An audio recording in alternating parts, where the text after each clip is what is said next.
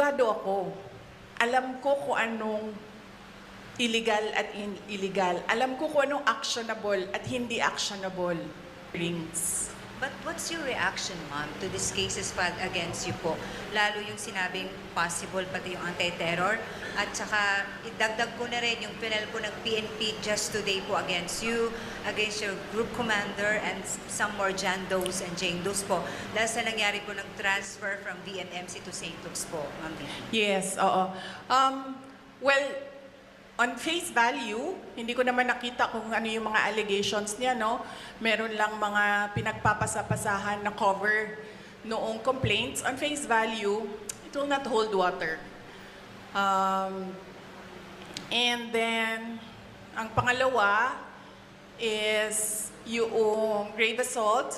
I believe, pinipilit na lang talaga nila na gawa ng kaso yung mga remarks ko. And pangatlo, natatawa ako sa violations on the anti-terrorism law kasi sinusubukan nila to reach sa aking properties and assets. Kasi itong violation ng anti-terrorism law, ginawa nila ito kay Congressman Arnie Teves. So they have a playbook on what you do to a person na kakasuhan mo ng anti-terrorism law. So ano ba yun? Ano bang gusto nilang gawin? Kaya sila nagfa-file or nagcha-charge ng anti-terrorism law. Gusto nila mag-cancel ng passport.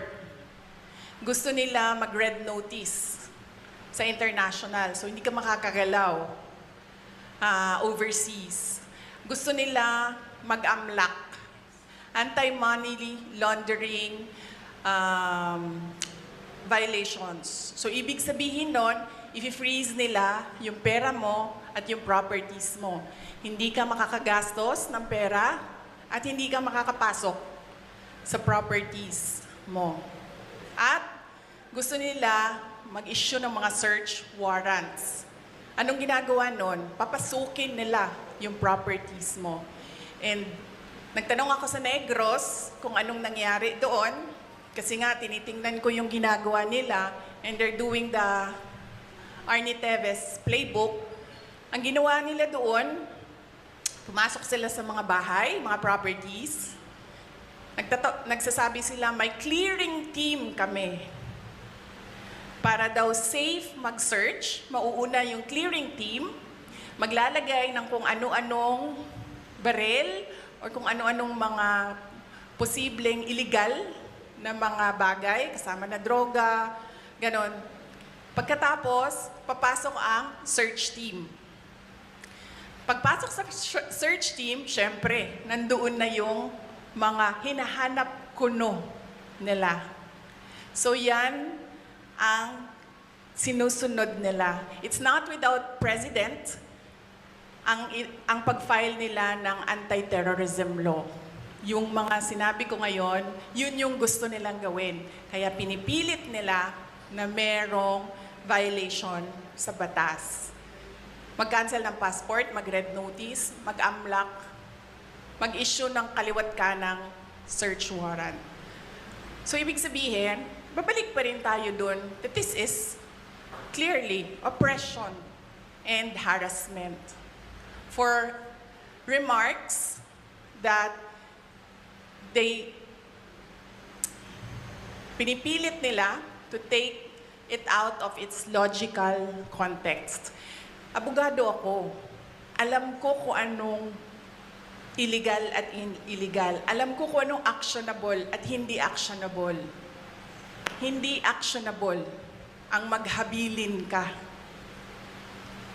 Hindi actionable yun. Walang active threat kung hindi ako mamatay.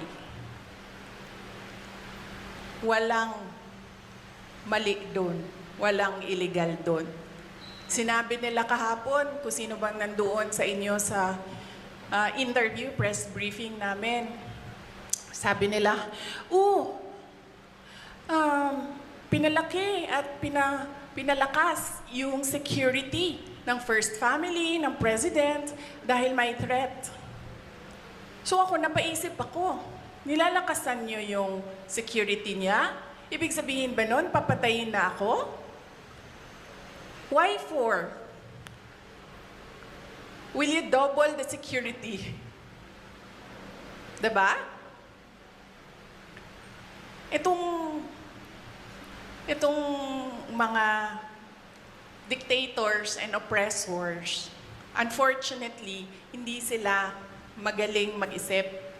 Basta lang sila tira, pero hindi nila iniisip na lahat ng sinasabi nila, it doesn't make sense. Especially kapag nagsisinungaling ka, mahuhuli at mahuhuli ka sa pagsisinungaling mo. Kaya nung nakita ko yung NBI, subpoena, nagpatanong kagad ako sa Negros kasi it's not the first time na ginawa nila yon sa isang Pilipino. Sabi ko, anong nangyari sa Negros? Sinabi sa akin kung ano nangyari sa Negros.